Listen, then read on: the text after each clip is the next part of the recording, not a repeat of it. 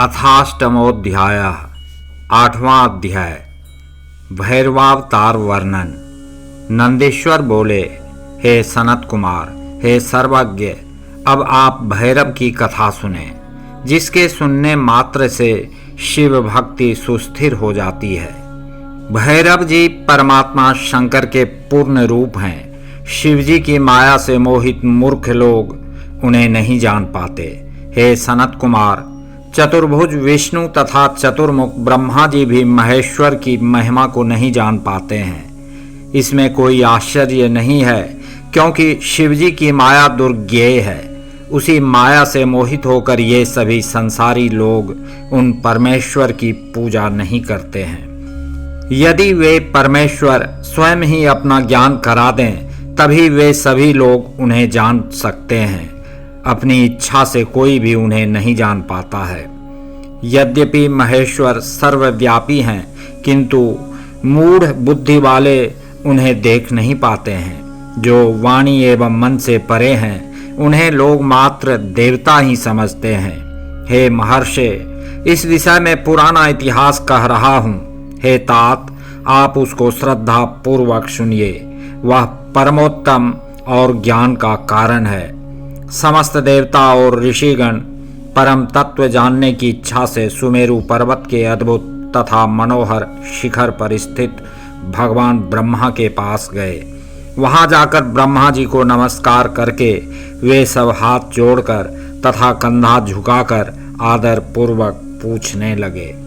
देवता तथा ऋषि बोले, हे देवदेव, हे प्रजानाथ, हे सृष्टिकर्ता, हे लोकनायक, आप हमें ठीक ठीक बताइए कि अद्वितीय तथा अविनाशी तत्व क्या है। नंदीश्वर बोले, शिवजी की माया से मोहित वे ब्रह्मा जी परम तत्व को ना समझकर सामान्य बात कहने लगे।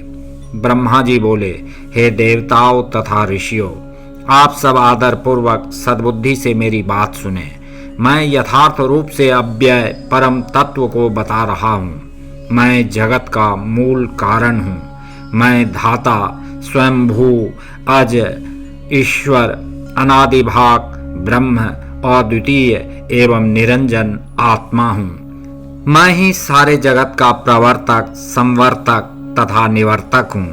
हे श्रेष्ठ देवताओं, मुझसे बड़ा दूसरा कोई नहीं है। नंदीश्वर बोले, हे मुने, जब ब्रह्मा जी इस बात को कह रहे थे, उसी समय वहां स्थित विष्णु ने सनातनी माया से विमोहित होकर हंसते हुए क्रुद्ध होकर यह वचन कहा, हे ब्रह्मन, योग से युक्त होते हुए भी आपकी यह मूर्खता उचित नहीं है। परम तत्व को न जानकर आप यह व्यर्थ बोल रहे हैं। संपूर्ण लोकों का कर्ता परम पुरुष परमात्मा, यज्ञ स्वरूप नारायण, मायाधीश एवं परम गति प्रभु मैं ही हूँ। हे ब्रह्मन, आप मेरी आज्ञा से ही इस सृष्टि की रचना करते हैं। मुझ ईश्वर का अनादर कर यह जगत किसी भी प्रकार जीवित नहीं रह सकता। इस प्रकार परस्पर तिरस्कृत होकर वे दोनों ही अर्थात ब्रह्मा एवं विष्णु मोहवश एक दूसरे को जीतने की इच्छा कर आपस में विवाद करते हुए अपने अपने विषय में वेद प्रामाण्य की अपेक्षा से प्रमाण तत्वज्ञ मूर्तिधारी चारों वेदों के पास जाकर पूछने लगे। ब्रह्मा एवं विष्णु बोले, हे वेदों, आप लोगों का सर्वत्र प्रामाण्य है और आप लोगों को परम प्रतिष्ठा भी प्राप्त हुई है। अतः विश्वास पूर्वक कहिए कि एकमात्र अविनाशी तत्व क्या है। नंदीश्वर बोले, उन दोनों का यह वचन सुनकर ऋक आदि सभी वेद परमेश्वर शिव का स्मरण करते हुए यथार्थ बात कहने लगे। हे सृष्टि स्थिति कर्ता सर्वव्यापी देवो, यदि हम आप लोगों को मान्य हैं, तो आप लोगों के संदेह को दूर करने वाले प्रमाण को हम लोग कह रहे हैं। नंदीश्वर बोले, वेदों के द्वारा कही गई विधि को सुनकर ब्रह्मा एवं विष्णु ने वेदों से कहा कि जो कुछ भी आप लोग कहेंगे वही प्रमाण हम लोग मान लेंगे। अतः तत्व क्या है, इसे भली भांति कहें। ऋग्वेद बोला, जिनके भीतर संपूर्ण भूत स्थित हैं, जिनसे सब कुछ प्रवृत्त होता है एवं जिन्हें परम तत्व कहते हैं, वे एकमात्र रुद्र ही हैं। यजुर्वेद बोला, मनुष्य योग एवं समस्त यज्ञों के द्वारा जिन ईश्वर की आराधना करता है और जिनसे निश्चय ही हम लोग प्रमाणित हैं, वे एकमात्र सबके दृष्टा शिव ही परम तत्व हैं। सामवेद बोला, यह जगत जिनके द्वारा भ्रमण कर रहा है, योगी जन जिनका चिंतन करते हैं और जिनके प्रकाश से यह सारा संसार प्रकाशित हो रहा है, वे एकमात्र त्रयंबक शिव ही परम तत्व हैं। अथर्व वेद बोला, जिनकी भक्ति का अनुग्रह प्राप्त कर भक्तजन उनका साक्षात्कार करते हैं, उन्हीं दुख रहित एवं कैवल्य स्वरूप एकमात्र शंकर को परम तत्व कहा गया है। नंदीश्वर बोले, वेदों का यह वचन सुनकर शिवजी की माया से अत्यंत विमोहित ब्रह्मा एवं विष्णु अचेत से हो गए। फिर मुस्कुराकर उन वेदों से कहने लगे। ब्रह्मा एवं विष्णु बोले, हे वेदों, आप लोग चेतनाहीन होकर यह क्या प्रलाप कर रहे हैं? आज आप लोगों को क्या हो गया है? अवश्य ही आप लोगों का सारा श्रेष्ठ ज्ञान नष्ट हो गया है। प्रमथनाथ, दिगंबर, पीत वर्ण वाले, धूली धूसरित, निरंतर पार्वती के साथ रमण करने वाले, अत्यंत विकृत रूप वाले, जटाधारी, बैल पर सवारी करने वाले तथा सर्पों का आभूषण धारण करने वाले, वे शिव निःसंग परम ब्रह्म किस प्रकार हो सकते हैं? उस समय उन दोनों की इस बात को सुनकर सर्वत्र व्यापक तथा निराकार प्रणव ने मूर्तिमान प्रकट होकर उनसे कहा। प्रणव बोला, लीला रूपधारी हर भगवान रुद्र अपनी शक्ति के बिना कभी भी रमण करने में समर्थ नहीं होते। ये परमेश्वर शिव सनातन तथा स्वयं ज्योति स्वरूप हैं और ये शिवा उन्हीं की आह्लादिनी शक्ति हैं, अतः आगंतुक नहीं हैं, अपितु उन्हीं के समान नित्य तथा उनसे अभिन्न हैं।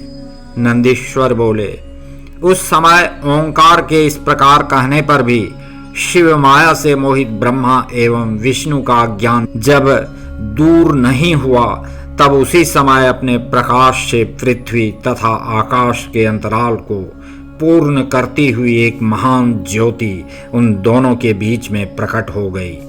हे मुने, उस ज्योति समूह के बीच में स्थित एक अत्यंत अद्भुत शरीर वाले पुरुष को ब्रह्मा एवं विष्णु ने देखा।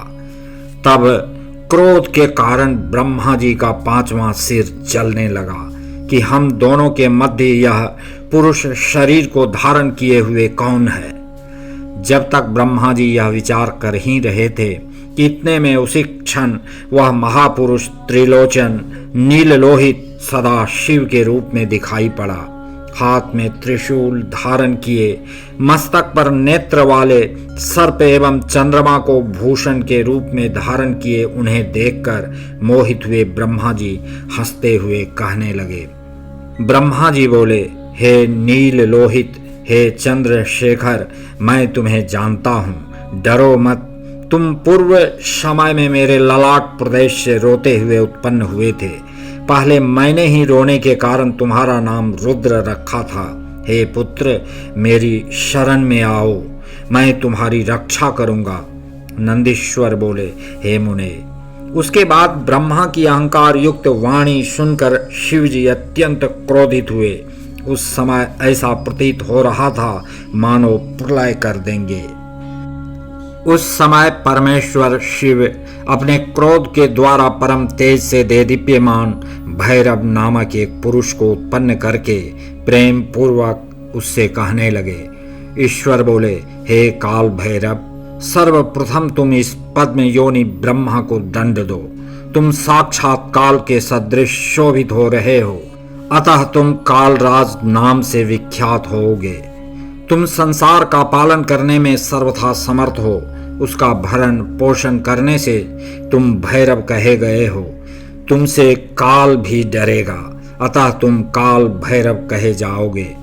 तुम रुष्ट होने पर दुष्ट आत्माओं का मर्दन करोगे, इसलिए सर्वत्र आमर्दक नाम से विख्यात होगे। तुम भक्तों के पापों का तत्काल भक्षण करोगे, इसलिए तुम्हारा नाम पाप भक्षण भी होगा।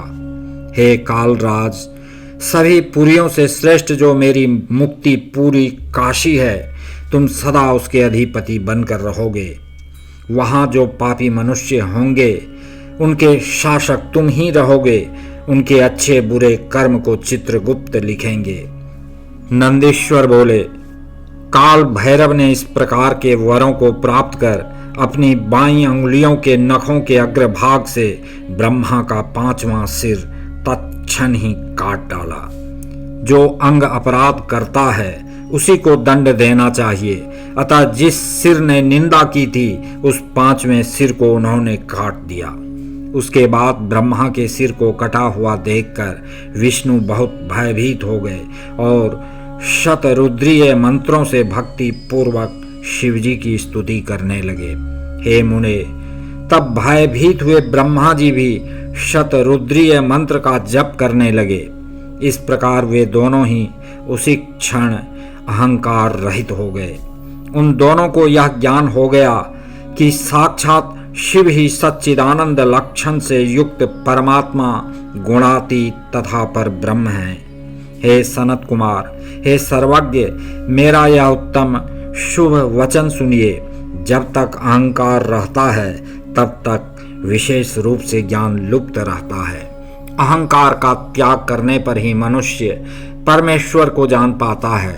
विश्वेश्वर शिव अहंकारी के अहंकार का नाश करते हैं, क्योंकि वे गर्वापहारक कहे गए हैं। इसके बाद ब्रह्मा तथा विष्णु को अहंकार रहित जानकर परमेश्वर महादेव प्रसन्न हो गए और उन प्रभु ने उन दोनों को भय रहित कर दिया।